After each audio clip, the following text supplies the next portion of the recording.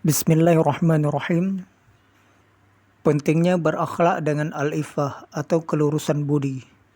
Al-iffah atau kelurusan budi adalah akhlak yang baik dan sifat yang terpuji. Berakhlak dengan al-iffah mencegah seorang anak Adam atau manusia dari berbagai perbuatan haram dan mencegah atau menghindarkannya dari kebiasaan-kebiasaan yang tidak baik, sehingga akan terpelihara tangannya untuk melakukan perbuatan tercela tersebut. Dia tidak mencuri, tidak mengambil hak seseorang tanpa izin darinya, tidak mengganggu makhluk manapun dengan tangannya, dan tidak menulis sesuatu yang tidak layak dengan kemuliaannya, serta tidak menipu.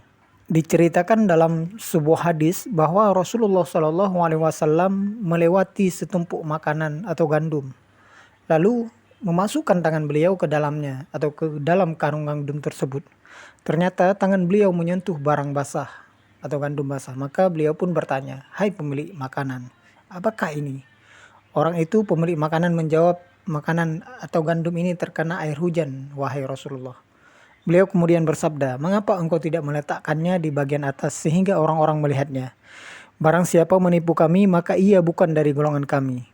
Dari hadis di atas menunjukkan bahwa Rasulullah SAW sangat murka terhadap orang yang menipu, utamanya yang menipu dalam berdagang. Saudara, hendaklah manusia, utamanya muslim itu, memelihara kakinya berjalan menuju kemaksiatan atau untuk mengganggu seseorang, menzalimi orang lain. Memelihara lidahnya tidak berbicara dengan perkataan yang tidak pantas seperti perkataan kotor, mengupat, mencaci maki, dan lain-lain perkataan buruk yang merendahkan martabat seseorang. Memelihara pendengarannya, tidak mendengarkan kata-kata yang diharamkan sebagaimana perkataan yang tidak dibolehkan diucapkan di atas.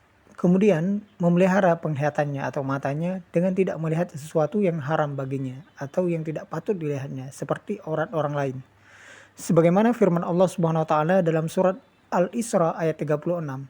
Sesungguhnya pendengaran, penglihatan, dan hati semuanya itu akan diminta pertanggungjawabannya. Hendaklah seorang anak Adam atau manusia menjaga nafsunya dengan tidak berlarut-larut dalam menuruti syahwat dan tidak menurutkan keinginannya hanya untuk meraih berbagai kenikmatan, tetapi menerima segala yang ada dan tidak memaksa untuk mengadakan yang tidak ada. Hendaklah dia tidak hidup boros dan mewah, serta tidak meminta-minta sesuatu dari seseorang. Rasulullah SAW bersabda, "Beruntung orang yang berserah diri dan diberi kepuasan oleh Allah dengan apa yang diberikannya daripada tangan di bawah. Barang siapa memelihara diri, maka Allah menjadikan dirinya terpelihara. Barang siapa yang tidak membutuhkan kepada orang lain, maka Allah akan mencukupinya." Apabila melihat seseorang makan, janganlah mendekatinya dengan maksud agar diberi makanannya. Apabila mendengar ada walimah atau jauman makan, janganlah menghadirinya jika tidak diundang. Jangan menjadi tamu yang tak diundang, berjiwa rendah dan tidak disukai oleh orang-orang karena perangai yang buruk.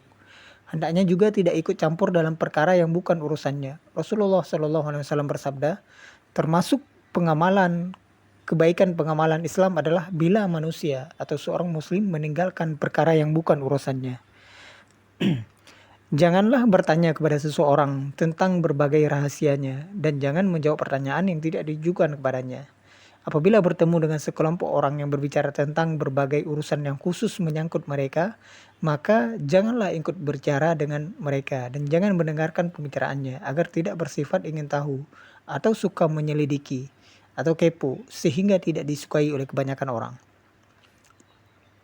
Allah melarang untuk mencari-cari kekurangan, aib, atau kesalahan orang lain. Sebagaimana Allah Ta'ala berfirman dalam surat Al-Hujurat, "Dan janganlah kamu mencari-cari kesalahan orang lain."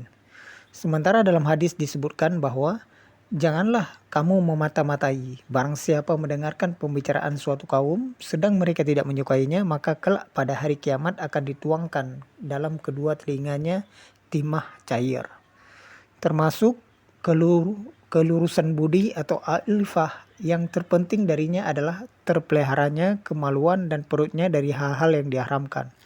Misalnya zina, liwat, atau homoseks, makan riba atau makan harta anak yatim. Allah Ta'ala berfirman, sesungguhnya orang-orang yang memakan harta anak yatim secara zalim, sebenarnya mereka itu menelan api sepenuh perutnya, dan mereka akan masuk ke api yang menyala-nyala atau neraka. Quran Surah An-Nisa ayat 10. Sedangkan dalam hadis ditegaskan, kesucian yang paling disukai Allah Ta'ala adalah sucinya kemaluan dan perut. Penyebab terjerumus ke dalam maksiat kemaluan adalah pandangan. Maka kamu harus memelihara matamu dan tidak membiarkannya terus-menerus memandang hal-hal yang membangkitkan nafsu atau selera yang diharamkan.